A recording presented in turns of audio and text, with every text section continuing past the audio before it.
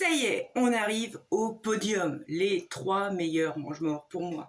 Et la médaille de bronze, elle est pour elle.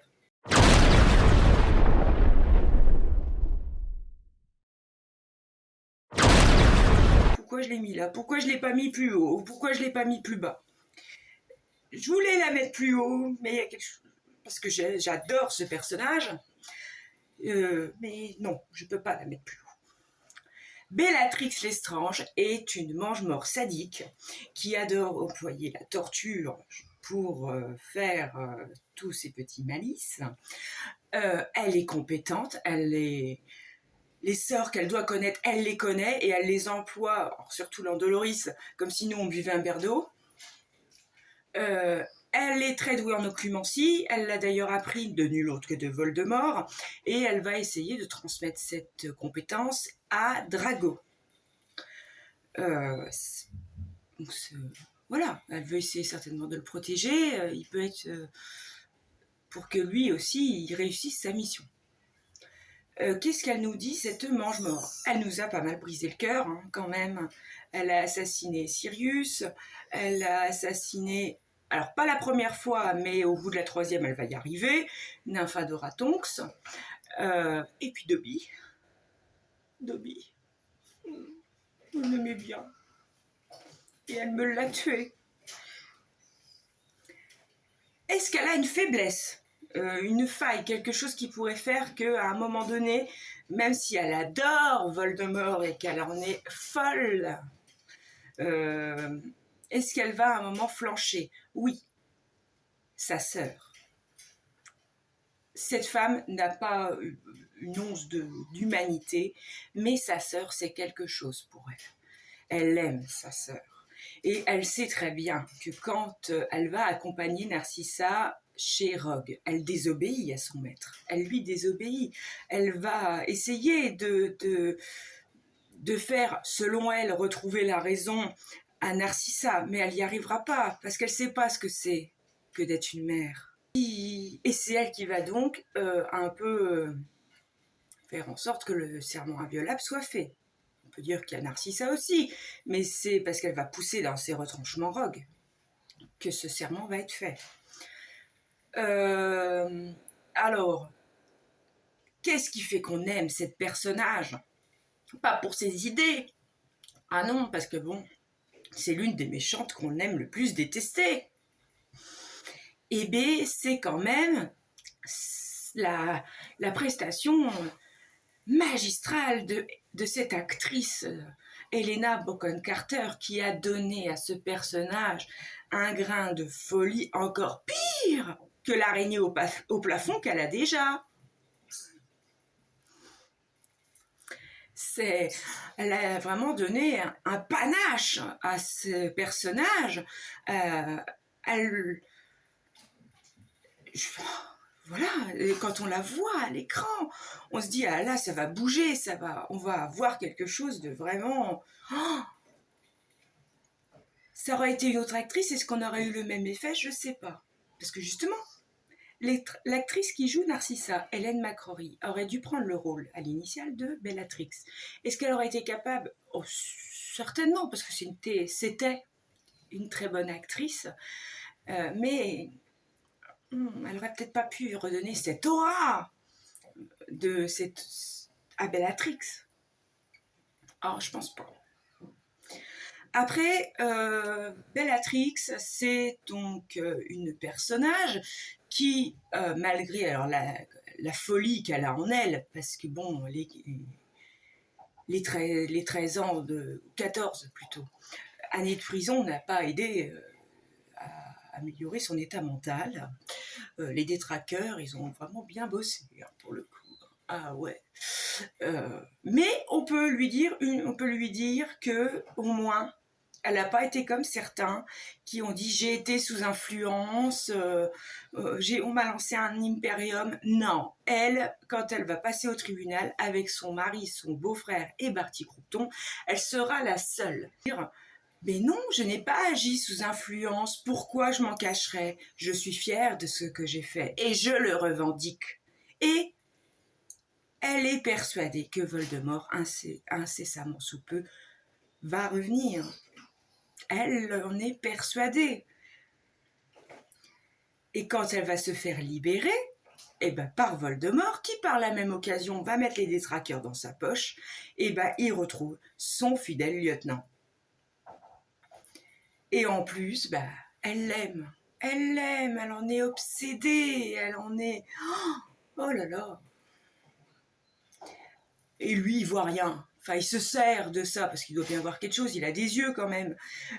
Il se sert de ça comme une arme pour asseoir son pouvoir. Parce que bon, est-ce que si elle mettrait un énorme cœur avec des roses noires ou des orchidées noires, est-ce qu'elle le verrait? Je pense pas, je crois qu'il passerait devant. Mais elle a eu un privilège que d'autres mange-morts n'ont pas eu. Si on peut appeler ça un privilège.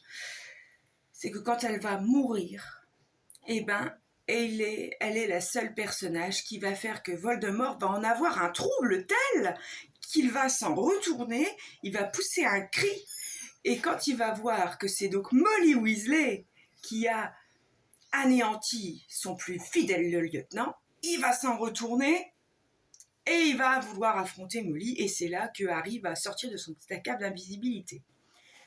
Oui, parce que ça, c'est la version roman. La version film, c'est pas ça du tout. C'est même dommage, parce que moi, je trouve que justement, elle est beaucoup plus parlante, cette version. C'est dommage qu'ils n'ont pas fait un peu le même genre dans le film. C'est le seul regret que j'ai eu dans cette saga, et avec un autre film que j'ai pas apprécié du tout, mais heureusement, le roman est là. Voilà. En deuxième, j'ai mis ce mange-mort. Je suis persuadée que vous êtes en train de vous dire, enfin pour ceux qui ne le connaissent pas, mais c'est qui celui-ci? Eh bien alors, vous vous souvenez pas quand notre trio va au ministère de la Magie pour récupérer le médaillon de Salazar Serpentard qui est en possession de Dolores Ombrage, et qu'ils doivent se sauver ni une ni deux, et qu'il y a un mange-mort derrière eux qui leur court après et qui va d'ailleurs réussir à les suivre lors de leur premier transplanage. Eh bien c'est lui, Yexley. Yexley, c'est un... On peut dire que c'est aussi une tête brûlée par rapport, comme j'ai dit avec Antonin Dolove, mais il a un bonus par rapport à Dolove, c'est que lui, il peut faire un bon medley entre Lucius Malfoy qui peut répandre les idées de Voldemort et le côté tête brûlée de Dolove. Il a ces deux particularités, parce que c'est lui que Voldemort il va envoyer en majorité pour recruter un tel et un tel, pour essayer de répandre les idées de Voldemort. Il a quand même réussi à faire en sorte que Harry soit considéré comme l'ennemi public numéro 1. Et oui, l'indésirable numéro 1, c'est grâce à lui, par justement son savoir de faire en sorte que ses idées elles soient bien mises en forme comme il faut, avec toute la subtilité qu'il peut utiliser. C'est lui. Et nos héros, qu'est-ce qu'ils font quand ils voient que c'est lui? Alors déjà, on voit bien déjà le caractère de monsieur quand Ron, il est sous l'apparence d'un autre et qui lui dit « Eh oh, il y a de la pelote dans mon bureau, là, tu veux pas faire quelque chose? En plus, là, je vais m'occuper du cas de ta femme. » Parce qu'il travaille au ministère, dans le département de la justice. Très beau grade. Bon, que des belles utilités pour Voldemort. Et il nous montre par ce passage déjà le côté caractère du monsieur. Il en a dans l'estomac, il n'a pas froid aux yeux. Ah non. Et donc quand les héros ils voient que c'est lui, ils pourraient se dire bah, allez, on est 3, on y va, on va essayer de se défendre. Et non, ils se barrent. Ils se barrent. Parce que là, ils savent qu'ils vont passer un très mauvais quart d'heure, et puis surtout, Harry doit peut-être se douter que si jamais il arrive à aller entre les griffes de ce monsieur, eh ben, soit il va pas contrôler son émotion et il va le tuer, ou alors il va le livrer direct à Voldemort. C'est clair. Yexley est un homme polyvalent. Voilà. Il est polyvalent. Est-ce qu'il a eu des échecs, ce monsieur, dans le dans son petit parcours. Peut-être Slughorn, je crois que c'est lui qui va essayer de tout faire pour le retrouver, de le recruter. Je crois que c'est lui. J'ai un léger doute, mais je crois bien que c'est lui. Il va pas y arriver. Enfin, si c'est lui, parce que Slughorn, bah déjà, il navigue de maison de Moldu, parce qu'il veut pas qu'on le retrouve. Et même, des fois, Dumbledore va avoir du mal à le retrouver lui-même. Parce qu'il se demande ce qui va lui arriver. Est-ce qu'on veut me recruter pour mon utilité ou est-ce qu'on veut juste me retrouver parce que je sais ce que je sais et on veut juste me flinguer. Voilà. Mais est-ce que Yaxley, c'est la question que je me suis posée. Alors certes, il va aller à la bataille de Poudlard, il va combattre autant qu'il va le pouvoir, mais... Et d'ailleurs, il en a dans le répondance, monsieur. Ah oui, parce que pour le neutraliser, il va quand même falloir 2 sorciers pour y arriver. Donc il peut accuser des coups, il peut essayer d'esquiver comme il peut, il va surtout faire un mal non négligeable et il faudra 2 adversaires pour le neutraliser. Donc ça montre quand même que faut pas trop l'approcher quand même. Mais je me suis demandé, est-ce qu'il aurait été capable volontairement de sacrifier sa vie pour Voldemort, parce que bon, il fait partie de ces mange-morts qui n'ont pas répondu à l'appel dans le cimetière. Et donc, je me suis dit, est-ce qu'il aurait été capable de sacrifier sa vie pour Voldemort volontairement? Et voilà pourquoi je ne l'ai pas mis plus haut. Et donc, pour moi, le mange-mort par excellence, c'est nul autre que lui.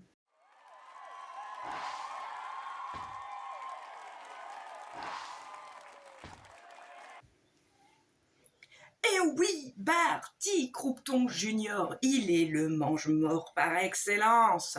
Il a tout fait. Il a tout fait pour faire en sorte que son maître renaisse. Il a été en prison, déjà, avec le couple Lestrange, avec son frère. Au mari de... Pas à lui, il n'a pas de frère. Il a mis des épines dans les pieds de la carrière de son père. Parce que son père, donc Cornelius... Barty Croupton Senior, il était bien faisable qu'il monte au grade de ministre de la magie, tellement il était efficace dans les procédures et les châtiments qu'il pouvait faire sur les instigations pour condamner tous les mange-morts. C'est lui qui était qui chapeautait un peu tout ça, et donc il était tellement efficace qu'il aurait pu monter au grade de ministre de la magie. Mais ça a tout capoté à cause du fait que son fils est un mange-mort et que Karkaroff, il a encore ouvert sa belle bouche. Enfin, sa belle... Voilà. Il s'est évadé d'Azkaban presque comme une lettre à la poste. On va pas se rendre compte qu'il s'est évadé. Il n'y est pas arrivé tout seul. C'est vrai que Sirius, on en parle beaucoup, il a réussi à s'évader d'Azkaban, mais bon, par derrière, il va quand même être obligé, d'ailleurs, à cause de Peter Pettigrew, parce qu'ils vont pas pouvoir le ramener, il va se barrer, il va pas pouvoir déclarer son innocence, il va être obligé de se planquer, il va être obligé d'être en cavale. Que Barty, c'est son père qui va faire en sorte de faire évader son fils pour respecter les volontés certainement de sa femme, parce qu'elle est malade, elle va certainement mourir incessamment sous peu, et donc elle va faire sa volonté, c'est que son fils soit libre. Et donc lors de visites, choses comme ça, ou une visite peut-être d'inspection, et avec une cape d'invisibilité dans sa manche, il va faire en sorte de métamorphoser son épouse en Barty pour les échanger dans les cellules et avec cette cape d'invisibilité, cacher le vrai Barty et on s'en va. Et c'est sa mère qui va mourir à Azkaban. Certes, déjà son état de santé devait être pas folichon, mais alors les détraqueurs, ça n'a rien dû arranger. Et quand elle est morte, pour le ministère, les détraqueurs, c'est pas elle qui est morte, c'est son fils, vu qu'elle avait ses traits quand ils l'ont enterrée. Donc, son évasion, une lettre à la poste. Mais bon, après, son père, il n'est pas fou. Il se rend quand même compte que son fils, il sait ce qu'il est. Et pour le garder sous un certain contrôle, il va lui lancer des impériums à répétition et à répétition, parce qu'à un moment donné, Barty Croupton Junior va réussir à y résister. Et il se dit, voilà, j'oublie pas ce que c'est que mon fils. Et il se dit, peut-être qu'il va vouloir faire tout pour chercher Voldemort, ou qu'il va vouloir essayer de retrouver telle et telle personne mal intentionnée.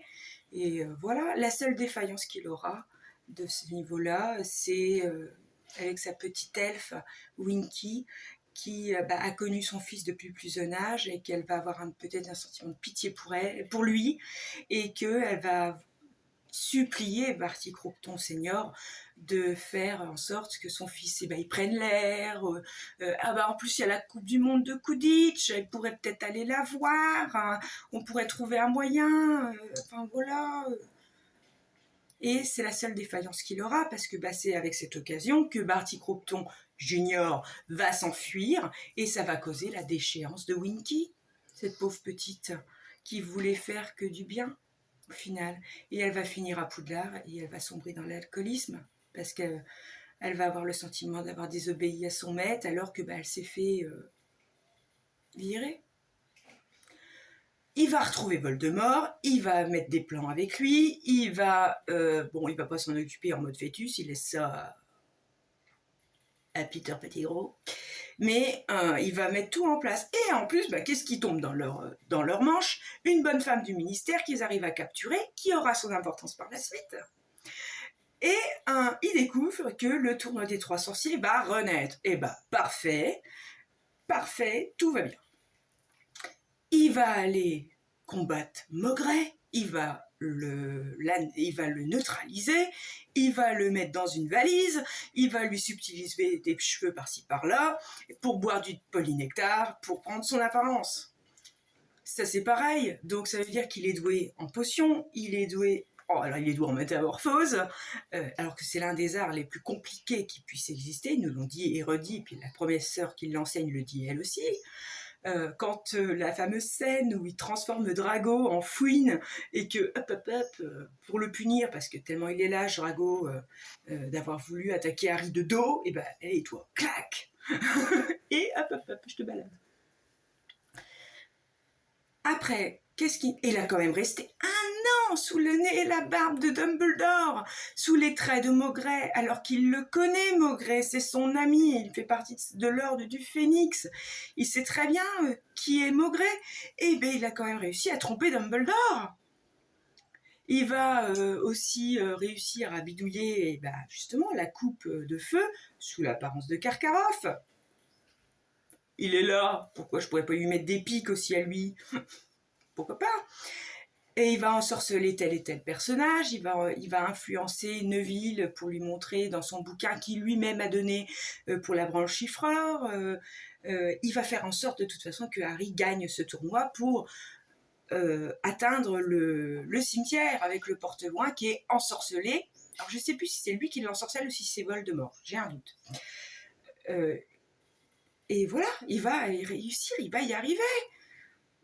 Il va pas hésiter non plus à mettre à mal les gens de sa famille. Il va quand même tuer son père. Et bien avant, il va le garder il va lui lancer des impériums pour l'utiliser lui aussi comme un pantin.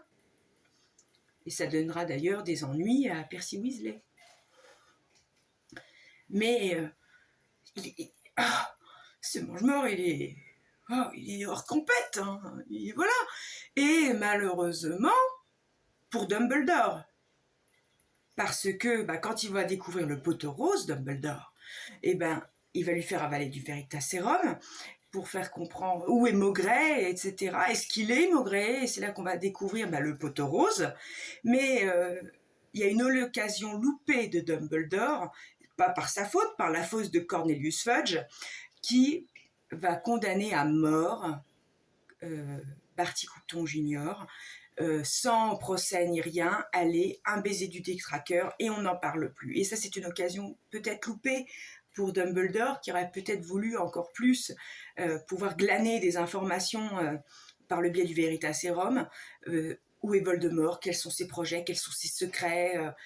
etc. Et il n'en aura pas l'occasion, il n'en aura pas le temps, à cause de Cornelius Fudge, qui ne veut pas entendre que Voldemort est de retour, parce qu'il ne le croit pas, et puis il a peur, surtout, et il se dit, si jamais un de ses disciple va crier haut et fort Voldemort est de retour, Voldemort est de retour, ah non, je ne veux pas de ça, et donc il va le faire tuer par le baiser du tétraqueur, et tous ceux par la suite qui vont dire Voldemort est de retour, donc Harry, Dumbledore, il va les faire passer pour des fous, parce que c'est la peur, lui, qui le tient, certainement par tout ce qui s'est passé auparavant, et il veut pas y croire, et lui, il lui faut la preuve pile sous le nez que Voldemort est là, qu'il est de retour.